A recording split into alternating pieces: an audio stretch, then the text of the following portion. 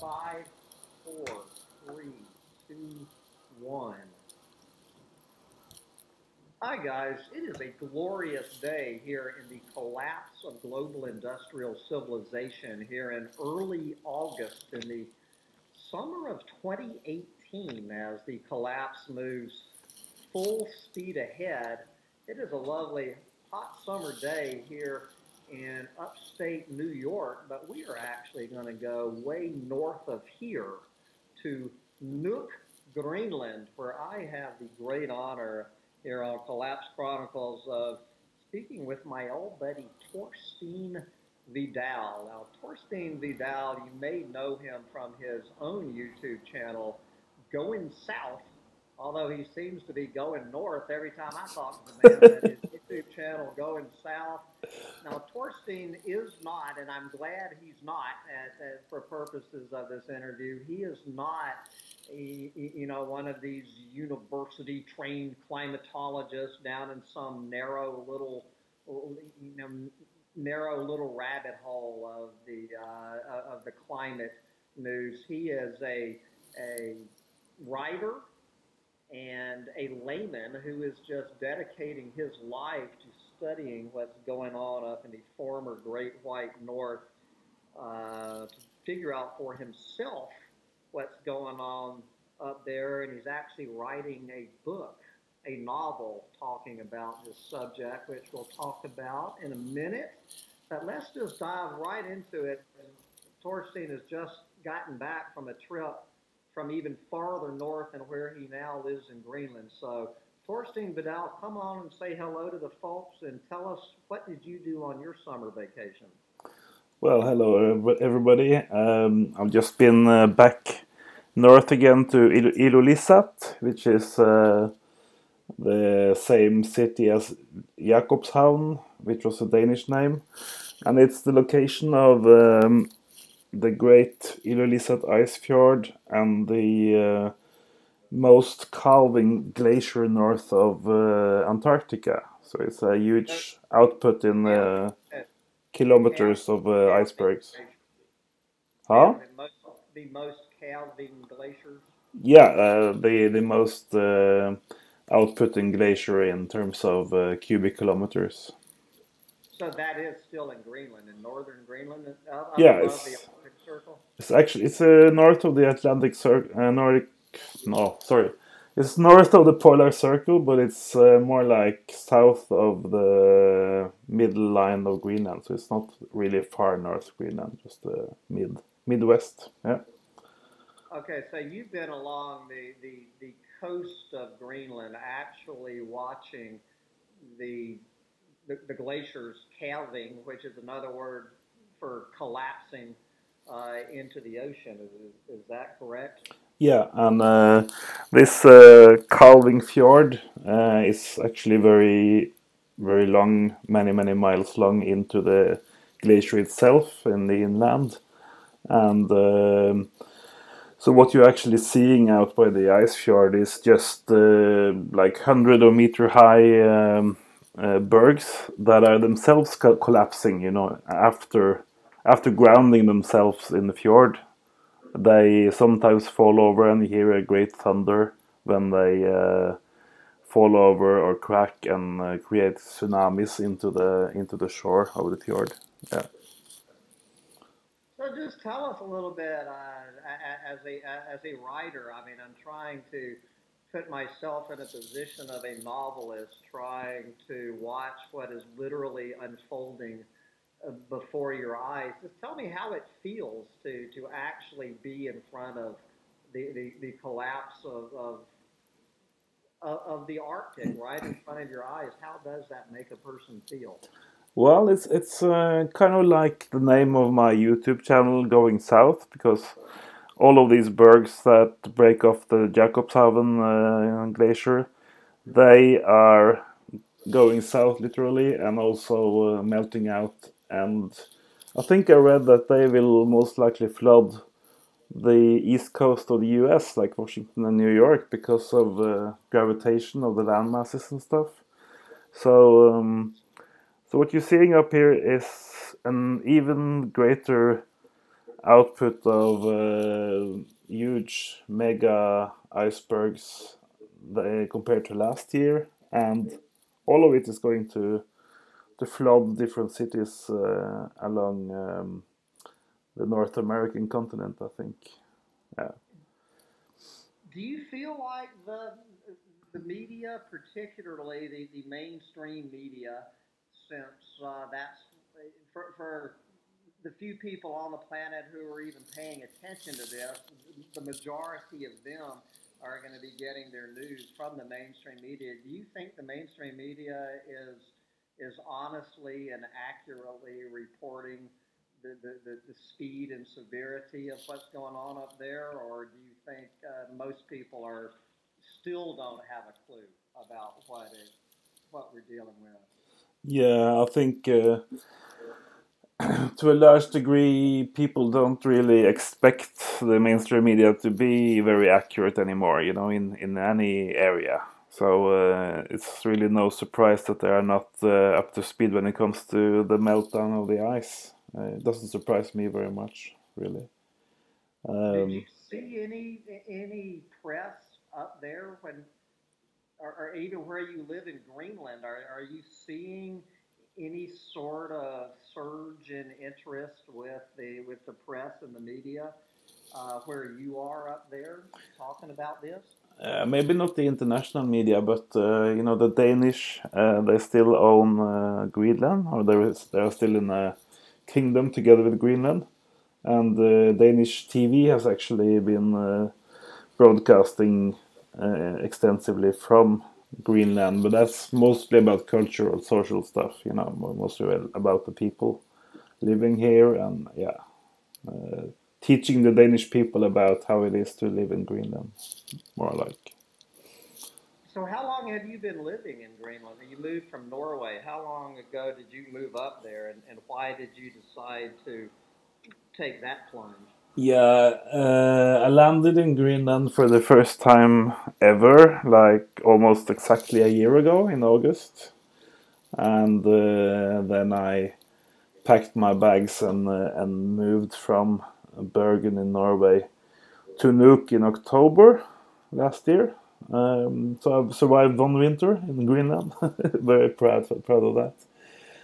I think several reasons for me to go here, but this summer I feel it's more or less the prime reason is that I just I feel better. It feels better working when it's like single digit Celsius degrees, from 0 to 10 degrees.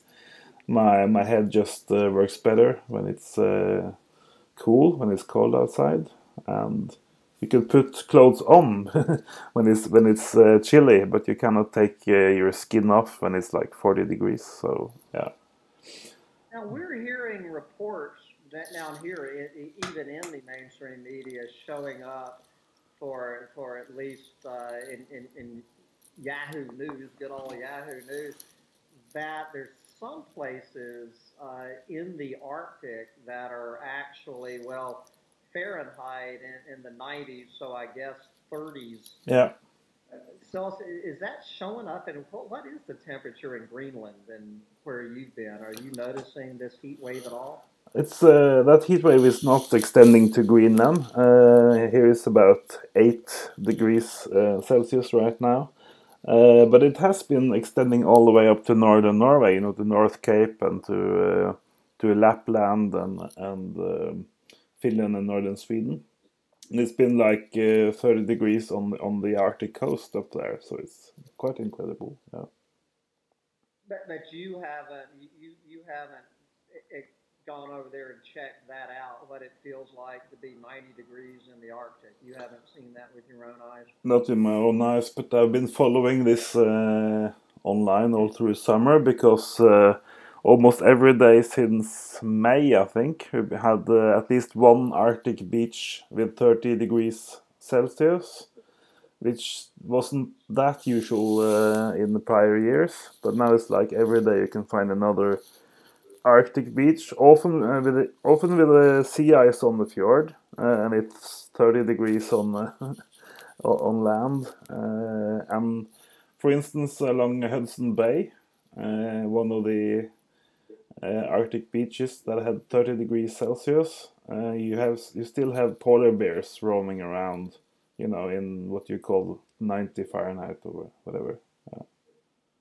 Have you seen the photos of the women in bikinis literally in the ocean with reindeer trying to cool off? Have you seen those crazy photos? No, but I've seen a photo I took of my mom in just 4 degrees bathing water here in Greenland, so that was quite impressive, I think. So tell us, let's hear a little more about the book you're writing. Have you chosen a year that you're setting your book? Yeah, Your novel? a year. No, I'm actually doing it a little bit differently, to make a relative year relative to the first Blue Ocean event. Um, I'm probably going to publish it like next year, but it's very hard to pinpoint sort of when you have the biggest tipping point events, because there's so much down to weather, really. Um, but that's part of the reason I do so much research, because I want to know if it happens in 100 years or in 10 years or in 1 year. But you're hoping to publish it Next year. next year in 2019. Yeah. So I guess my question is, if it comes out in 2019, when you set the book, has this Blue Ocean event already occurred? Are you going to go there in your book about when this is going to, first let's talk about the when, and then the more important, what it means. Yeah. I'm still working out the finer details about how I do that in my novel, but you could say that this summer I have been a little bit disappointed, because it doesn't seem like we are going to go ice free this September. But on the I love it, Torstein. You're disappointed that we're not going to have a blue ocean event this yeah, year. and but on the other hand, it's like when we don't get it in 2018, that gives me another year to finish my novel, and then I can maybe sell that novel to some people before everything goes south. Yeah, only from a dystopian novelist can we hear, I'm so disappointed we did not have a blue ocean event this year. So you don't think, for what you've seen with your own eyes, as bad as it is, you don't see the fabled blue ocean event happening in the next 6 weeks? No, yeah, it's because I think, well, not to blow my own trumpet, but I may be one of the persons on the planet who has developed the most tools all by myself for timing and figuring out when the Blue Ocean event is going to be. And some of those latest graphs I made specifically for the Blue Ocean event, they are telling me that this year is only like fourth lowest or something in the run up for the Blue Ocean event, and is for every day going by now, it gets harder to lose the last bit of the ice in time for mid-September, when it starts going dark again. So what year, drum roll please, what year does Torstein Viddal, gazing into your melting ice crystal ball, when is it going to happen? Are we talking next year? As I said, again, it's very much down to the individual year and the weather you get, and wind direction and everything, low pressure. So on the slightly longer scale, I'm looking for the first half year, continuous without ice, and then it's still 21 to 26, like 2021 to 2026. It's the first time we are going to have 6 months continuous without ice. Have six. When do you think we're going to have one day? Yeah, that's as I said, it's just much harder because that's all down to low pressure areas, chaotic weather systems. So you cannot really use climate or climatology or climate science to pinpoint the first day or week, but we can do it for the first year or first half year, I think. So, but you're saying 6 months with no ice, sometime between 2021 and 2026. By the way, you're Yeah, crunching the numbers. yeah. Who are some of the main? Who would you for people listening to this who want to get more involved in figuring this out for themselves? Who are some of the researchers and some of the websites that you would recommend Yeah. that help you in your own research? Yeah, I think I will narrow it down to just two people. And for the, let's say, for the political scene and for the climate science slash political thing, I will recommend Kevin Anderson because he's very good at telling you why the IPCC, the climate panel, is conservative in most of their projections. And on the hard science, oceanography, Arctic climate science, I would recommend Peter Wadhams because his 40 years of research and his book Farewell to Ice, and they are very to the point, and no one actually argues the fact that he is the most knowledgeable person on Earth living today in within that field. So So Kevin Anderson and Peter Wadhams, Wadhams. yeah, Yeah, I just read a chapter out of his book. When was it? Just 2 weeks ago. I just read his book a couple of weeks ago, and other than the geoengineering stuff, where is Kevin? Is Kevin Henderson pro geoengineering or? I don't think he engages that thought very much. He's working at the university in Stockholm, Sweden, but he's an English guy himself. So for instance, he will argue that we don't have a carbon budget anymore, like they said in the Paris Agreement. Yeah, Uh, we it's it up. all It's gone. We've it's all already used. spent already, yeah. So you have to be a real optimist in order to believe that we can still go on releasing carbon for a decade or two or whatever they say down there in Paris. They're completely out of whack, I think. So I'm going to take a wild guess, Torstein. You are not a big cheerleader of the Paris Climate Agreement, but I don't want to put words in your mouth. Give me your opinion of the Paris Climate Agreement saving human civilization and the planet.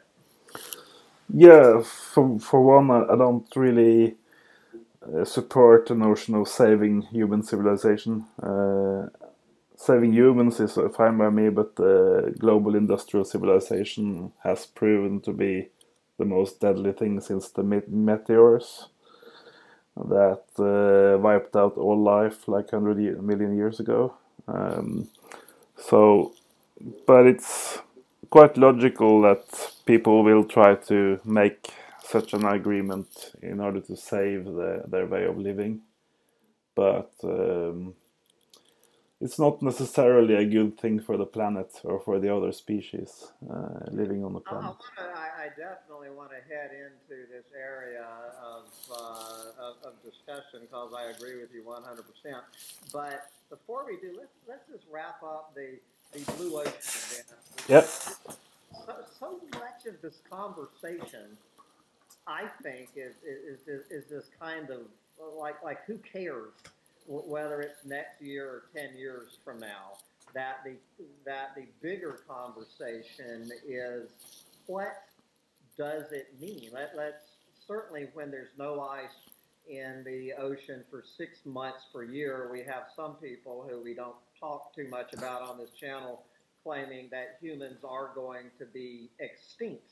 Not that just civilization, that there will be no humans on the planet, possibly as early as the next 6 weeks or by next September that humans will be extinct. We have that on one end, all the way over to so what if there's no ice in the Arctic Ocean? And this is what I have to admit that I don't know any more than anybody else.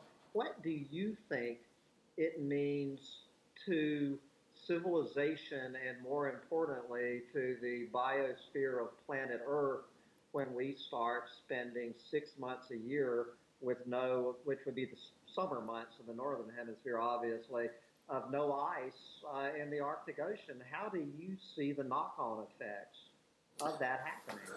Yeah, I think the first week of no ice will be like the proverbial canary in the coal mine, because I will tell everybody with two eyes that we are heading into a very rough end to the northern ice cap, and to also to our climate systems. But I don't think it's wise to say that all the cities in the world will shut down like within a week or a month after the first day of no ice. That's not really scientifically proven, is it? So, but when you come all the way down to 6 months no sea ice, then it's very likely for one that you will have major releases of methane from the ocean bed, from the seabed in Siberia, and I think everybody by now knows that methane and methane releases create enormous add-on climate or greenhouse effect. So you get like 100 or 200 times as potent heating from the methane compared to what you have from CO2 molecules. So you get that as well, you know, somewhere between now and the first 6 months of no sea ice, you will get like a gigaton or more of methane from the permafrost in Siberia, and then that will just, you know, spiral out of control with even more heat from that methane, creating even bigger releases from land and ocean permafrost. So it's like, but I believe that 200 years from now there will still be some human beings hunting and fishing and wandering the earth, but our major operations like agriculture and stuff will have huge problems with that crazy climate. Yes, the global the knock-on effects to the whole global agricultural industrial agriculture system are. So you're of the camp that would you say just literally the heat waves, the sea level rise, or the response of global agriculture or do you measure those three against each other, or are they all three just the way I look at it is just all combined? Yeah, With all the other stuff. yeah, Would you agree? it's a combination of effects because you get very chaotic, maybe 10 or 20 or 30 factors acting together and just making it completely crazy to be a farmer, you know. Then you have late frost in May or June or whatever, and then you have a flooding and a drought in 1 year, perhaps, you know. it's not easy to get a good crop from that. So when people start getting hungry, so what is your? I'm trying to get a peek into your novel. Tell me about global society and civilization responding to this. How are you going to be playing this out in your novel? I can't really talk very much in detail about my upcoming novel, but Well, you can talk about your personal vision of are we talking Mad Max or are we not here, Torsten? I'm not going to try to make it sound like Mad Max, but it's it's one of those things that you have to plunder about when you're trying to write something realistic about the future. But I think in general, I can say that how this is going to play out is very dependent on where it's playing out or where the protagonists in the story or in the real world are going to be. So let's say that Africa is going to be different from New York, etc. So Africa, do you agree with me that Africa? I always point it out as the poster child for anyone who wants to look at the collapse of civilization and a planet unfolding in real time in 2018. Just go to sub-Saharan Africa. Do you agree with me on that, or? I listened to your YouTubes about it. I can't really say I have any, alternative information supplying me about Africa. I just figure they will most likely take out all the bushmeat or kill all the animals and eat them as their population explodes and climate runs crazy. So it doesn't look very good for neither sub-Saharan or the other parts of Africa, I guess.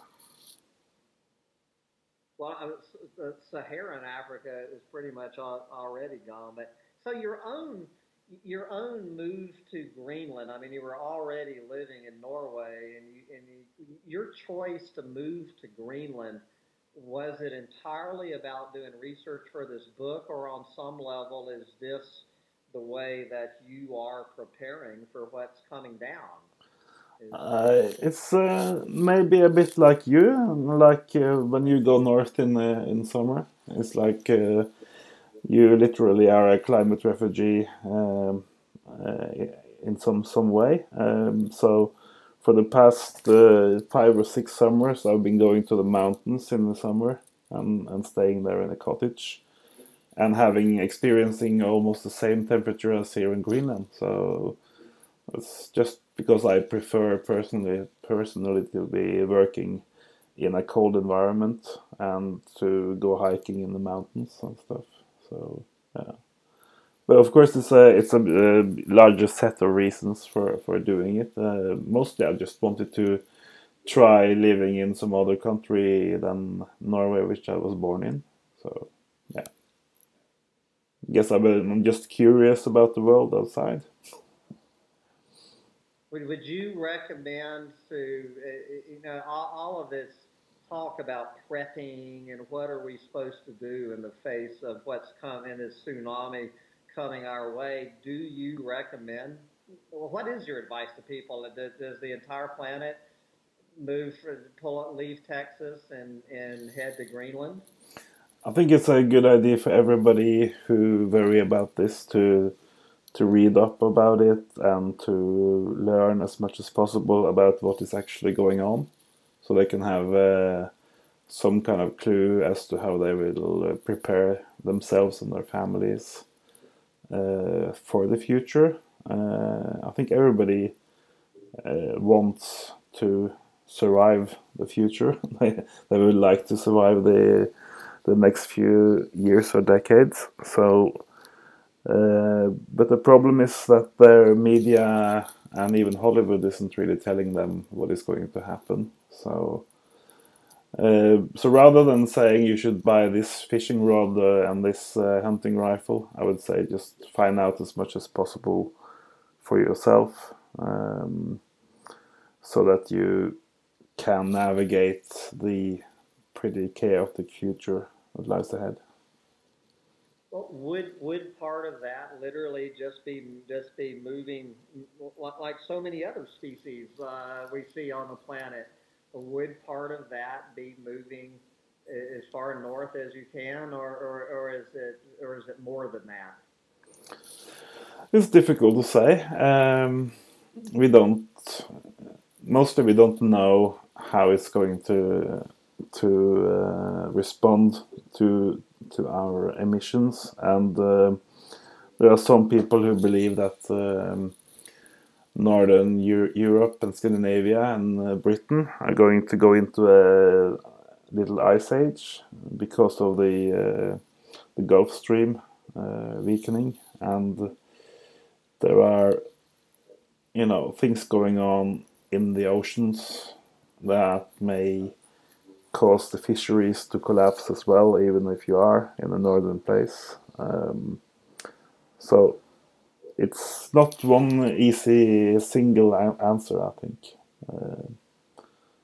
Everybody should apply some common sense.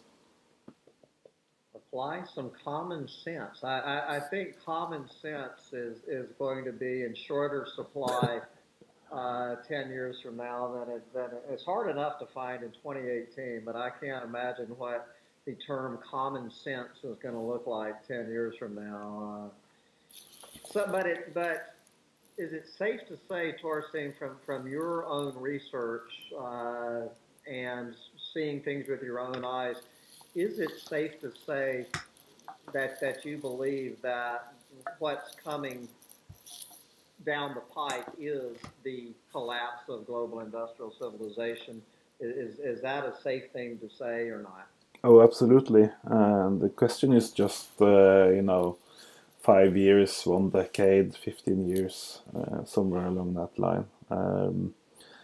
I don't think it's going to last much longer, and I also don't hope it's going to last much longer. And the hope is connected with the rest of the biosphere and all the other earthlings that we share the planet with. They have certainly had enough of human civilization, I believe. So you are not a big fan of global industrial civilization.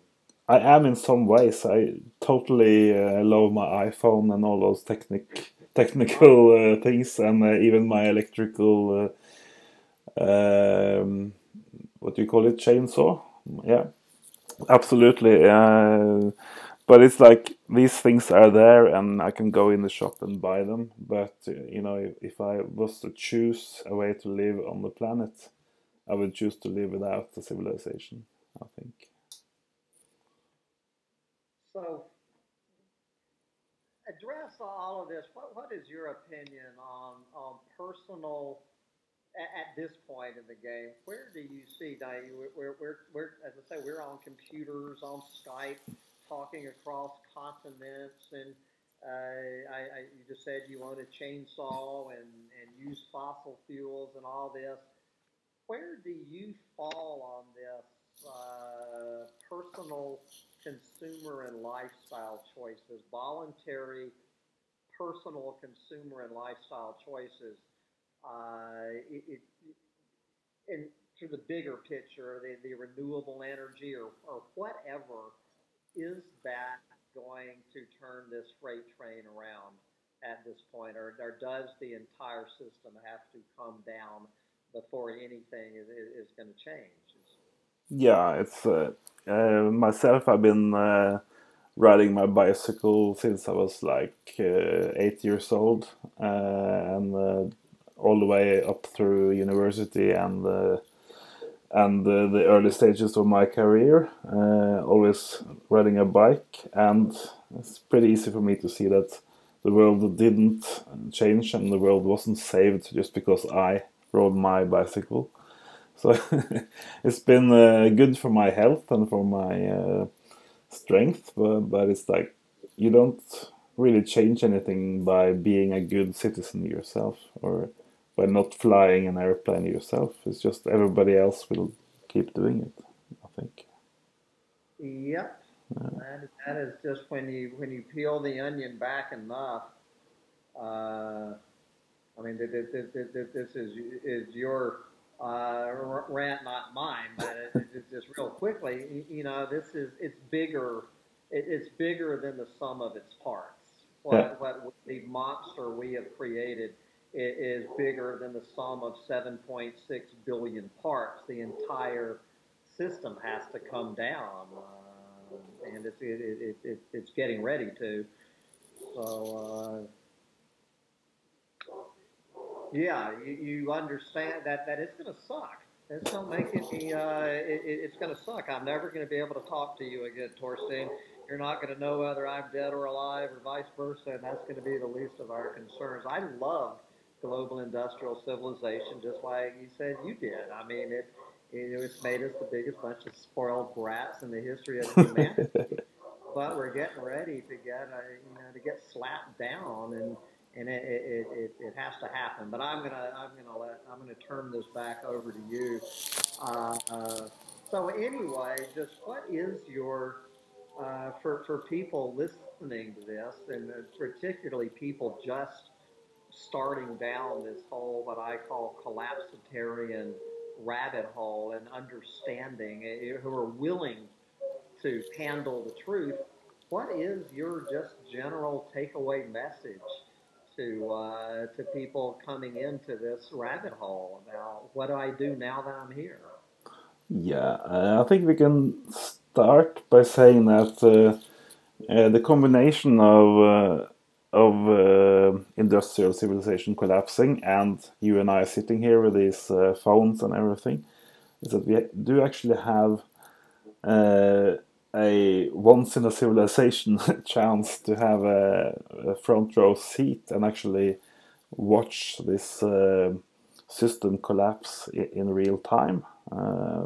First, we watched the Arctic and the ice collapse, and then our societies will follow suit and go south, go down the drain. And there's never been in previous collapses of civilization on this planet. There's never been a time where you could actually watch this on webcams or whatever, and from satellites, and sort of have a live horror movie play out in front of you. So I'm kind of well, you know, because it is going to collapse anyway, even if we're watching or not. So I'm kind of keen on sitting there and watching, following it, and all of the kinds of feelings and emotions and philosophy that will come up during that collapse, because you know we are pretty rich species. You know, we have created art and music and operas and philosophy and all kinds of literature, and all of this is going to end. But we're still the same great species that can actually observe and reflect upon our own situation on the planet. So that's quite a mouthful, I guess. So for any new people down the rabbit hole, it's more like, yeah, try to find out who you believe you can trust around here, because you have, as you already mentioned, there are some professors who say that we will all die by August 10 or something, I don't know, this year. And you have, you know, paid scientists, professors who are still at the universities, but they are often like 40, 50 years worth of too conservative. And can you trust them if they are just saying that this is going to go on and on and on until 2100? Yeah, so you will actually have to do some kildekritikk, you have to be critical of the sources that you trust and the people you hang with on the internet. everybody cannot be telling you the truth at the same time, because that's not possible. So it's a challenge for everybody, but it's also very interesting, and it's to do with your personal future on the planet. Well, I think it's just me personally. I don't know. Do you agree? Do you agree with me? I think this is the single biggest story, hands down, in the history of humanity. It is the single biggest story in 200,000 years. It's bigger than the invention of fire. It's bigger than the Industrial Revolution. It's bigger than every war that humans have ever had combined, and 99% of the people just seem to have no interest in the fact that we are witnessing in real time the single biggest event in the history of humanity. Or do you think I'm exaggerating, or do you think I'm kind of you agree with me on that? No, I think you're dead on. It's you cannot compare this to anything really. In my country, through my whole childhood and youth, everybody would be talking about the war, like World War II, and all the books, all the shelves in the library would be full of World War II books. But that's just nothing compared to what we are facing now. So. Well, anyway, that's what we're doing here on Collapse Chronicles. We are chronicling the collapse of everything for the few people on the planet who are interested in having this discussion. And I really want to. I see we're up over 40 minutes. I want to stick around after we hang up. I want to talk to you for a few more minutes, but. As I always do, my last question to all of my guests here on Collapse Chronicles, if you were not talking to Sam Mitchell at Collapse Chronicles, that you were actually talking to the mainstream media, and you had a 60-second soundbite to give the world your takeaway message on what you want them to know heading into what we're heading into, what would that 60-second soundbite sound like? Torstein Viddal. Well, if it's with the mainstream media, I would have very big problems avoiding the F word, and you told me I couldn't use the F word. So, because of the mainstream media itself, I would use the F word and the C word and different other not allowed words, because I really don't trust the mainstream media. Sorry. Well, there you go. I would absolutely, I would absolutely love to hear you talking to the mainstream media, Torstein, the thought of that. But anyway, one more time. So you have your own YouTube channel, Going South. And do you have a website in addition, or are you like me? That's pretty much your YouTube site. Do you have a Facebook page and all that? Yeah, it's just a Facebook group called Arctic Sea Ice, and the YouTube channel is Going South, and you can find both of them just googling. Yeah. Okay. Well, Torstein Viddal, we appreciate you taking time out of your researching the collapse of the Arctic to come talk to us on Collapse Chronicles. And I hope, I hope, Torstein, that we get to have this conversation again in August of 2019. But I guess that remains to be seen. But thank you very much for stopping by Collapse Chronicles to offer your own chronicle, and keep up the good fight, brother. Yeah, thanks for calling. All right. Bye, guys. Bye.